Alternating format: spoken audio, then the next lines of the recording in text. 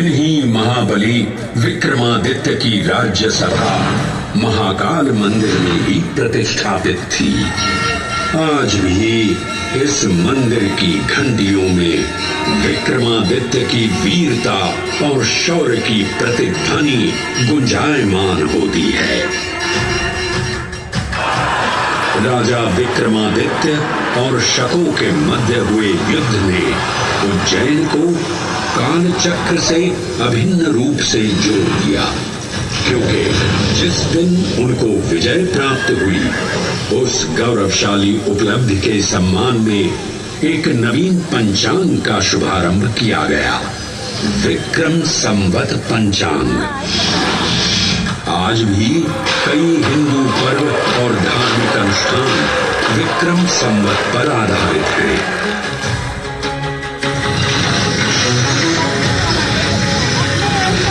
पृथ्वी की भौगोलिक कर्क रेखा इस पावन उज्जैन भूमि से होकर गुजरती है।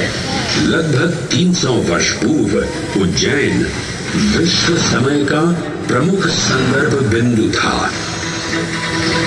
यही कारण है कि उज्जैन की वेदशाला में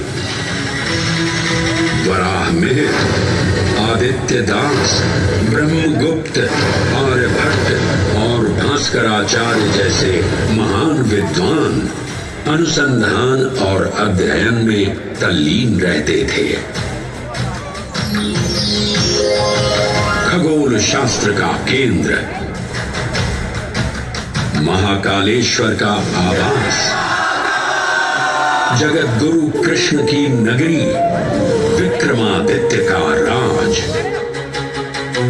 जयति जय उज्जयिनी, वैभवशालिनी नगरी उज्जैन।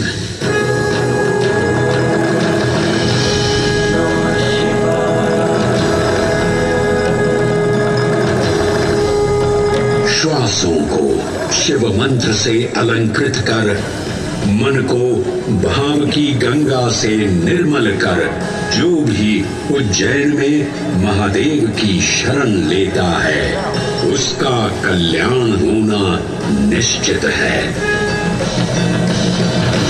आज सुनी सबने गाथा महाकाल की, दर्शन जिनके दुर्लभ हैं, नमन करे जिन्हें काल भी, चरण में जिनके है बसा ये समस्त संसार।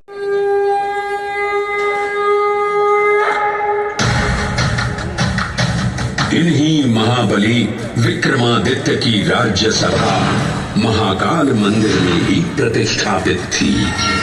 आज भी इस मंदिर की घंटियों में विक्रमादित्य की वीरता और शौर्य की प्रतिध्वनि गुंजायमान होती है।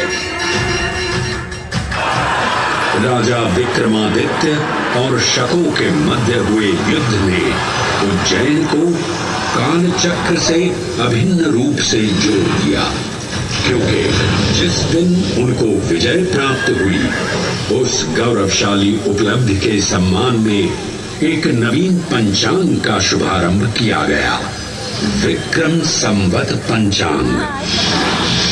आज भी कई हिंदू पर्व और धार्मिक अनुष्ठान विक्रम संवत पर आधारित हैं।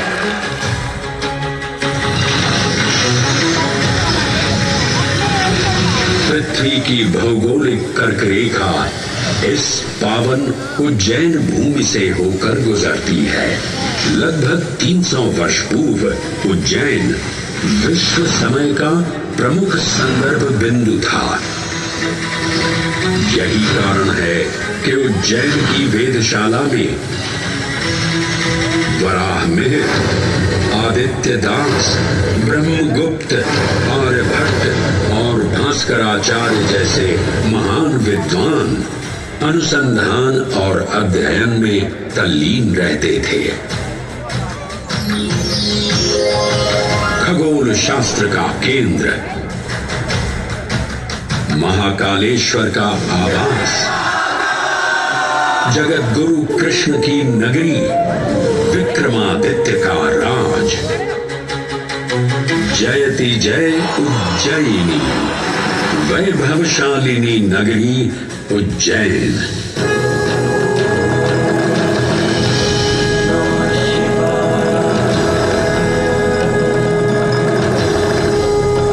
श्वासों को शिव मंत्र से अलंकृत कर, मन को भाव की गंगा से निर्मल कर, जो भी उज्जैन में महादेव की शरण लेता है उसका कल्याण होना निश्चित है।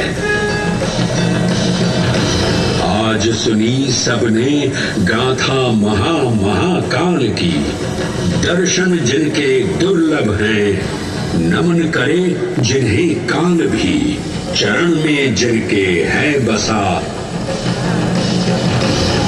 ये समस्त संसार।